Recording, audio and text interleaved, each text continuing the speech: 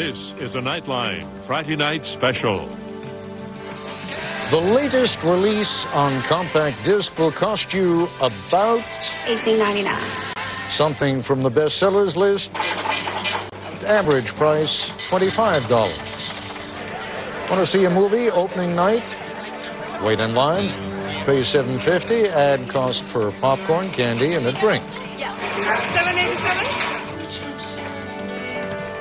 Well, your kids are getting all of this and more for free. And the number of movies you can select from today? Unlimited. Unlimited? You name any movie, I can find it for you. Tonight, the freeloaders. Yes, you can get something for nothing. From ABC News, this is Nightline. Reporting from Washington, Ted Koppel. Robert Krulwich displayed some uncharacteristic surliness the last time we did a program like this because I lumped him in with my generation. I won't make that same mistake again. Robert is back tonight to report on what he and the other kids are doing to avoid having to pay for their entertainment. There is, I should point out, nothing new about kids trying to get their entertainment for free.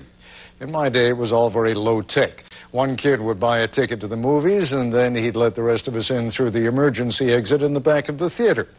The management probably didn't mind all that much anyway, because movie theaters, I later discovered, make most of their profit from selling popcorn, candy, and soda. These days, though, the more technically adept kids, like Robert and his friends, have found ways to avoid the theater altogether. Of course, you know that they don't buy CDs anymore. Why buy when you can get your music for free on Napster? They don't have to buy books either, and they can get all the television programs they want when they want them without the intrusion of commercials. The fact that they can do this and that they share how to do it with other computer-literate people worldwide is driving the producers of movies and CDs, the publishers of books, and the owners of television networks nuts. As Robert Krulwich now reports. Yeah, they're a little bit nervous, but you try walking through your high school with TV cameras. Still, we were told that John here loves computer games, can't get enough of them. And Desiree, this here's Desiree, she loves music and movies. And so, by the way, does her friend Virginia. This is Virginia. And over there on the right with the red shirt, Benjamin. Benjamin loves TV, music, and movies. So what's the big deal? They're 15 years old, and that's what they like. But these kids go to one of those special high schools, Bergen Academy in New Jersey, where kids know computers. So these kids can get their movies and their games and their music for free. Absolutely free. Oh, really? That's cool. And they're only getting started. Desiree downloaded music for the first time last year. My cousin came from California, and he was listening to my CDs, and he's like, I can't believe you waste your money and you go and buy these things. So he sat there, and he downloaded, like, a whole CD for me, and it's pretty funny. It was like NSYNC or something, but he downloaded the whole CD, and I was sitting there, and it came out so clear. It was the whole song, and then from there, I just continued downloading the songs. And did you think, like, what am I've been paying for nothing all these months? I know. Oh, my God, yeah. Music, however, is just the beginning. When I visited Benjamin at home, he said, well, you got to check out my movies. It's cool to be able to sit there and watch a movie that people are paying $8 to see in the theaters, or even to watch a movie before it comes out that no one else can see, but I can sit in my room and watch it right there, right in front of me. What Benjamin is about to do may shock you, but be warned, you will see no buying, no selling, nothing leaves the house, no exchange of money. As best we can tell, Benjamin is doing nothing illegal.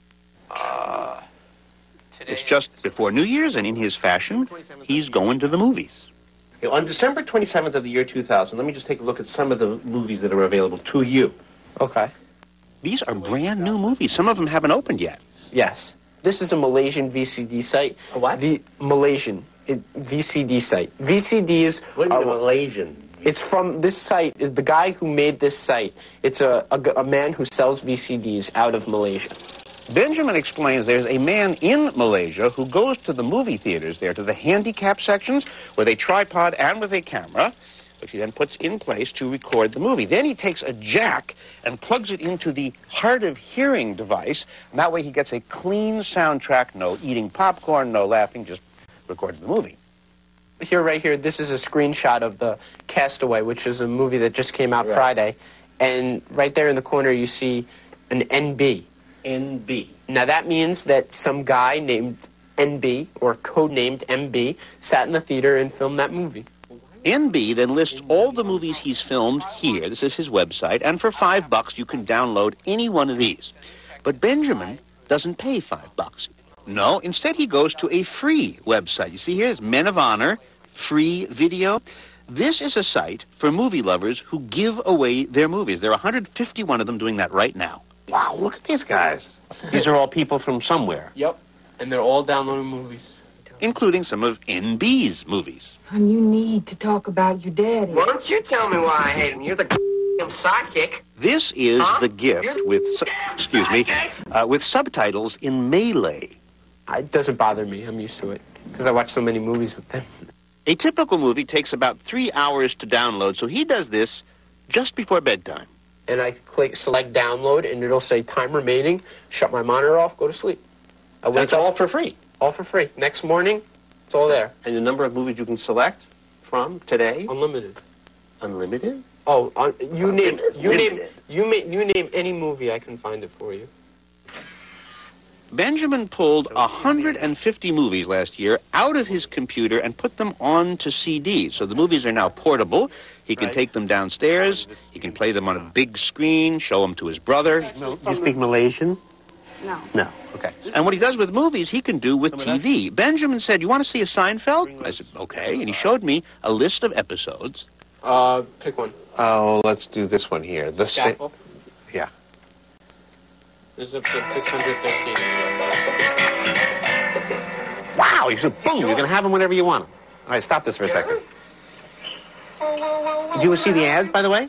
No, the ads are cut out. That's why it's only 21 minutes. So this is like perfect. Where did you get this?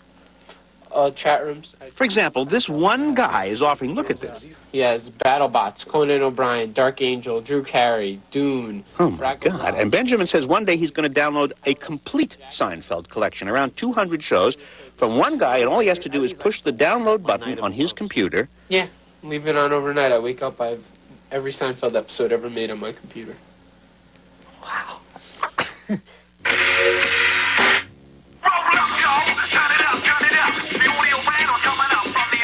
Music for free. Now this, everybody has heard of. Napster lets anybody, anywhere, download any song instantly, and in the last 18 months, it has attracted about 50 million customers. Benjamin, of course, is one of them. And how many songs did Benjamin not have to buy? I have probably well over 2,000 or 3,000. And these you got for free? Mm-hmm. From other people in the world somewhere? From other people in the world, yes. Books, no problem, because without music and without pictures, you can download a big, fat, unabridged Oliver Twist by Charles Dickens in minutes. The entire book, unabridged? The entire book. And if... Can that be? So he's got books for free, and music for free, and movies for free, and TV for... Oh, I should mention one other major entertainment business. Samba de Amigo! This is a computer game, Samba de Amigo.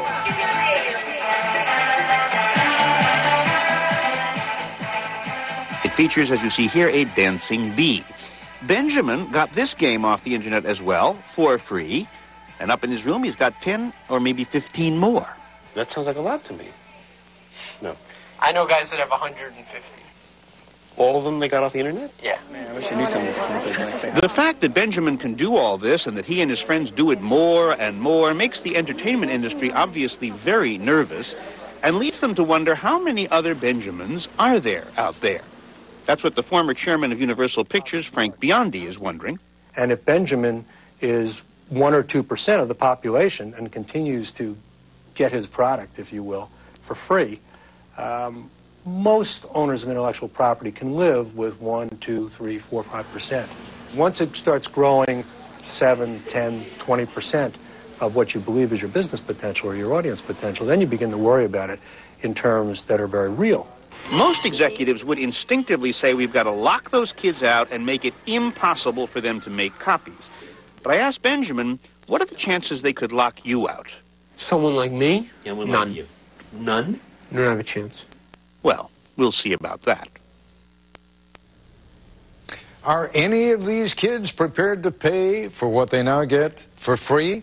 Robert Krulwich's version of Let's Make a Deal when we come back. This is ABC News Nightline, brought to you by Singular Wireless.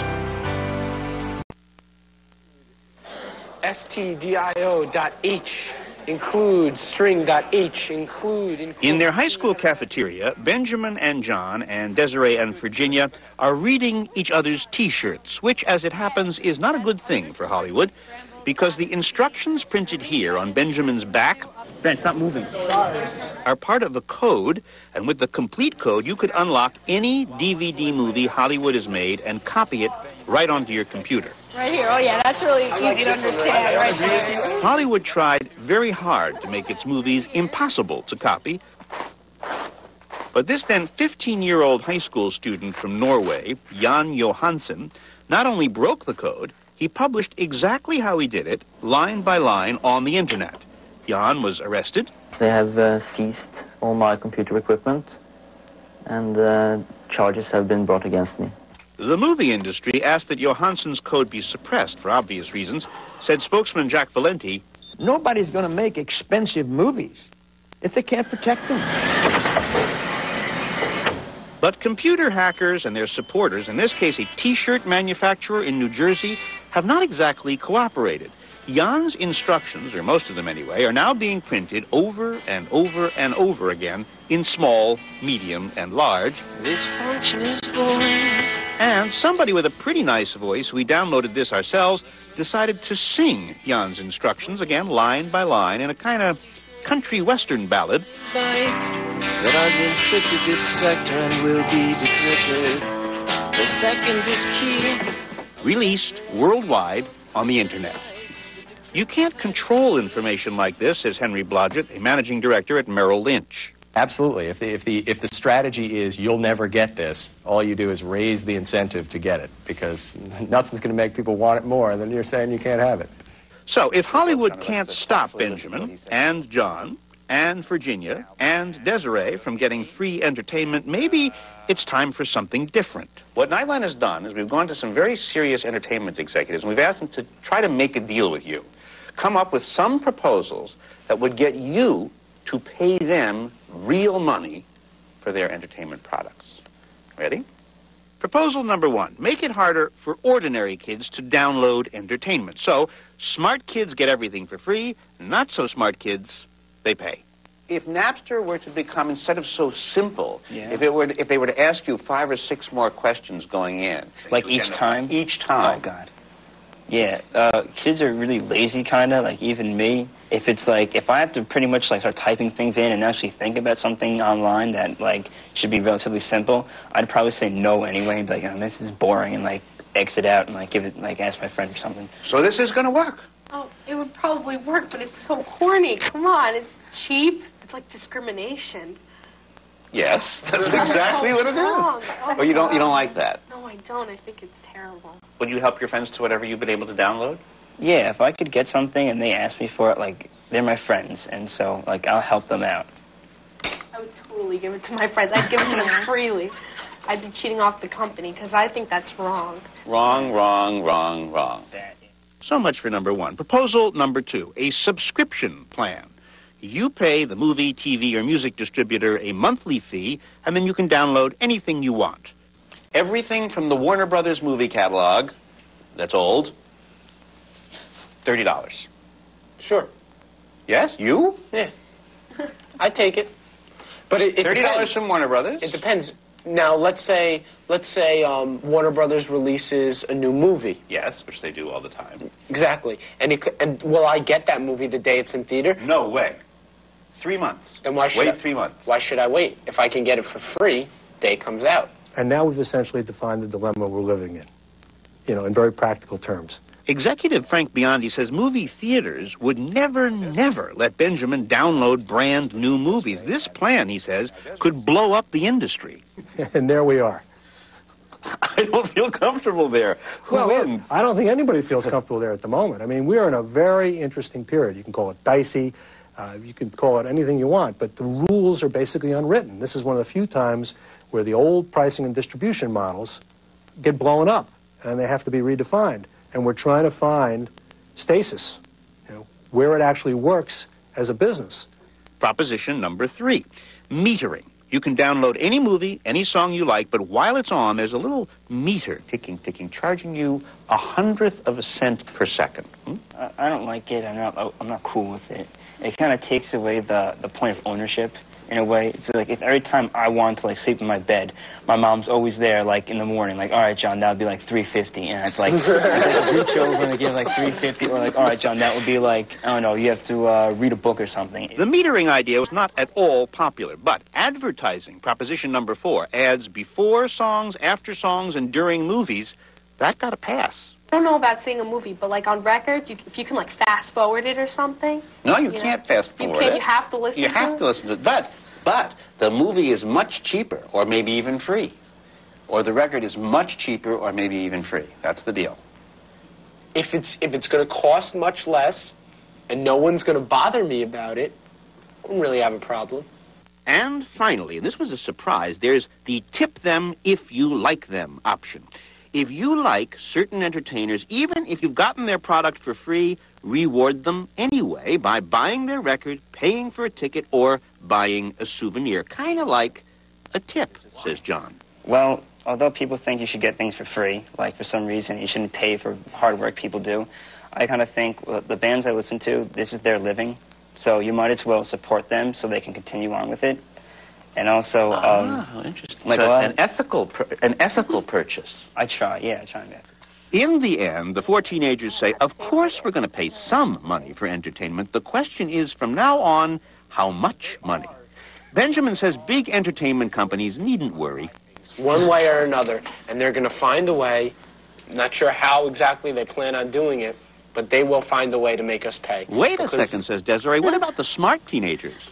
Yes? She thinks the Smarties will be paying less from now on. I kind of do, but because I think he's right, there will be some people out there willing to pay, but someone like me and my friends and people, whatever, the nerds, they'll find a way. Oh no, says Merrill Lynch, they will pay. In some form or other, they will pay. All we need is the right formula, says Frank Biondi. No, my gut is they'll pay. If the business model makes sense, they'll pay. Now all they've got to do is come up with a business model that makes her pay. For Nightline, I'm Robert Krulwich in New York. Where is all of this headed? Robert Krulwich joins us in a moment. And joining us now from our New York bureau, ABC's Robert Krulwich. Nobody told us, you didn't tell us, your young friends didn't tell us, where do those guys in Malaysia get these first-run movies? Well, that's an interesting question. I think either someone in Hollywood shows movies in Malaysia a day or two before they show them in America, which may be the Asian movies, the Kung Fu movies, and some dumb American movie producers, or sometimes these people in Malaysia get prints sent to them from people in the movie business in California.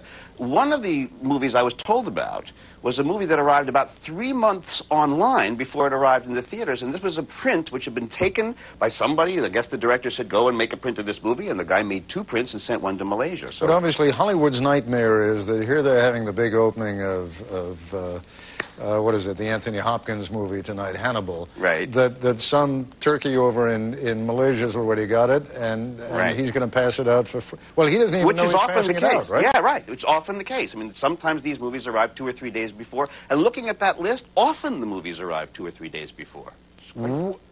Whom are they worried about? Is Hollywood worried about all of us? Are they worried about you? Are they worried about me? No, they're not worried about our hands on these movies? No, they're not worried about us. They're worried that Benjamin and his friends will teach their friends how to do this, that the small coterie of Smarties will begin to teach the not-so-Smarties how to do this, or that this will get easier and easier.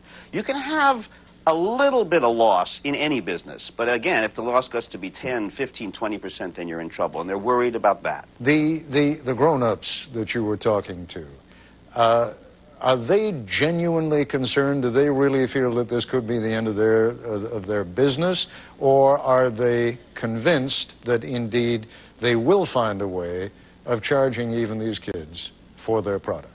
I think they're caught between two thoughts. Either that they're going to deal with this, that this small group of people are undealable with, but it won't grow bigger, or that they do have a problem. And I think that they can't quite figure out what kind of deal will make enough sense to enough kids that people will actually put their hands in their pockets and take out the money. Looking for the deal is the project now across all these industries. Tell our audience what you told me earlier about the one little piece of good news, and that is these kids still go to the movies. I don't quite know why, but they still do. Well, the reason they go to the movies is because you can sit in your room and watch a movie, but if you want to go out on a date, you don't want to be under your parents' roof. You don't want to be, with the little brother coming in. You got to go somewhere with the girl.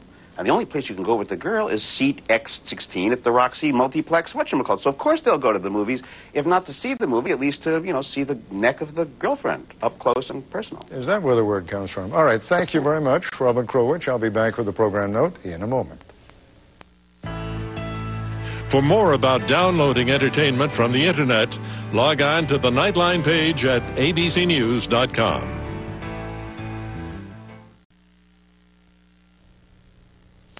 The next item on the Bush agenda, defense. And Sunday on This Week with Sam Donaldson and Cokie Roberts, a conversation with Defense Secretary Donald Rumsfeld.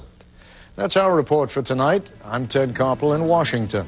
For all of us here at ABC News, good. This has been a presentation of ABC News. More Americans get their news from ABC News than from any other source.